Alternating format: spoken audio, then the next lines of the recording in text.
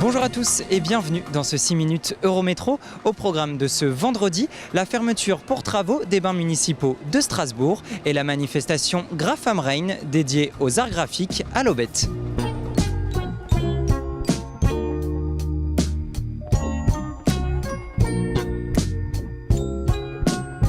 Ouverts il y a 110 ans, les bains municipaux de Strasbourg vont fermer dès demain. Ils seront en travaux pour une durée de 3 ans afin d'aboutir à un bâtiment entièrement rénové. Aujourd'hui, l'entrée était exceptionnellement gratuite pour le public, l'occasion pour les habitués de venir prendre une dernière baignade. Ça fait bizarre et j'espère qu'ils vont quand même garder la magie du lieu. Je vais perdre des amis que j'ai rencontrés et avec lesquels on a tissé des liens. Voilà, et je vais regretter ce côté convivial. C'est très posé en fait et c'est beau, c'est magnifique. Mais ça a besoin de quelques travaux, donc c'est assez cool qu'il ferme pendant 3 ans au final. Les gens sont attachés au bâtiment, même s'il est vétuste, et que les travaux sont évidemment nécessaires. Pour beaucoup d'entre eux, ont appris à nager ici. L'âme du bâtiment, son architecture, l'histoire, tout ce qu'on a vécu ici, toutes les personnes, tous les usagers, tous les enfants qui ont appris à nager. C'est juste, c'est une belle histoire. Beaucoup de personnes vont dans les autres piscines. Les maîtres nageurs notamment, puisque la fermeture des bains va correspondre avec l'ouverture de la nouvelle piscine de Haute-Pierre, qui va être inaugurée le 2 juillet. Et donc il y a une transition de personnel. Des équipements de thermes et de natation de 1905. 1908, il n'y en a plus encore beaucoup en activité et en fonctionnement dans le Grand Est. Quand l'architecte a conçu cette œuvre, il est allé dessiner jusqu'aux éléments de seconde œuvre, les bancs, les lustres, choisir les céramiques, les robinets, et tout ça en font un élément unique. Forcément, avec les bassins, il y a des évaporations de chlore qui vont commencer à ronger, si je le dis de façon simplifiée, les voûtes, les fers à béton avec une oxydation de cet ensemble, les céramiques qui commencent à se détacher, qui sont changées au grès et forcément on ne retrouve plus le modèle. Donc là c'était le moment de s'arrêter et il faut être le plus juste possible pour assurer la pérennité de cet édifice.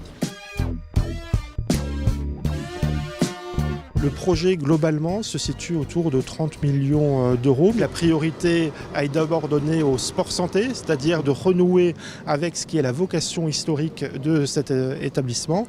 Et la deuxième réorientation a été de protéger au niveau patrimonial ce bâtiment avant le début des travaux.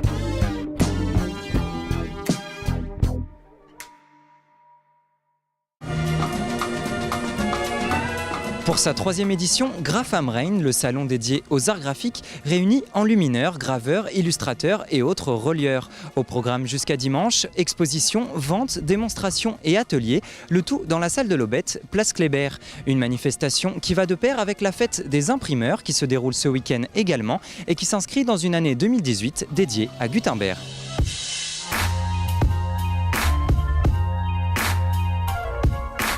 Ici, nous n'avons que des professionnels, nous ne sommes pas du tout dans du loisir créatif.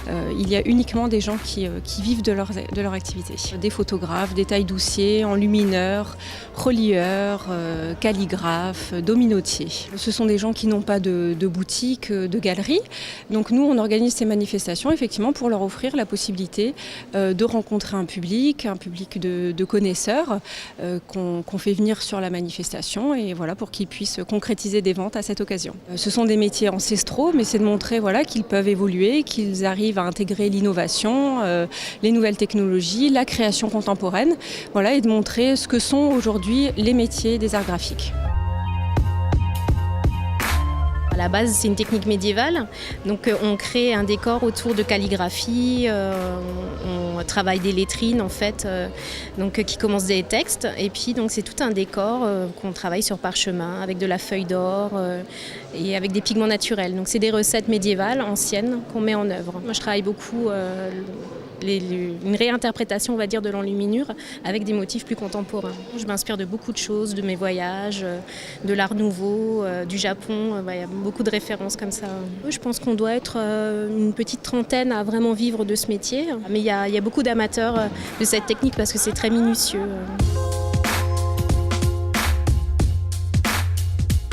C'est une ancienne technique de décoration du papier qui date du XIe siècle et qui nous vient de l'Asie mineure.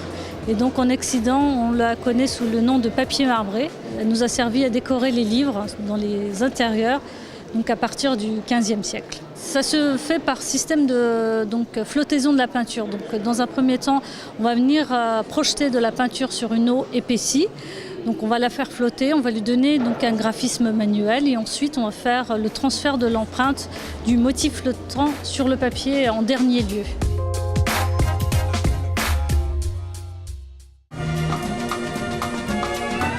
C'est la fin de notre émission, merci à tous de l'avoir suivi. Vous pouvez la revoir comme toutes les autres sur notre site alsace20.tv. Je vous souhaite un excellent week-end sur notre antenne.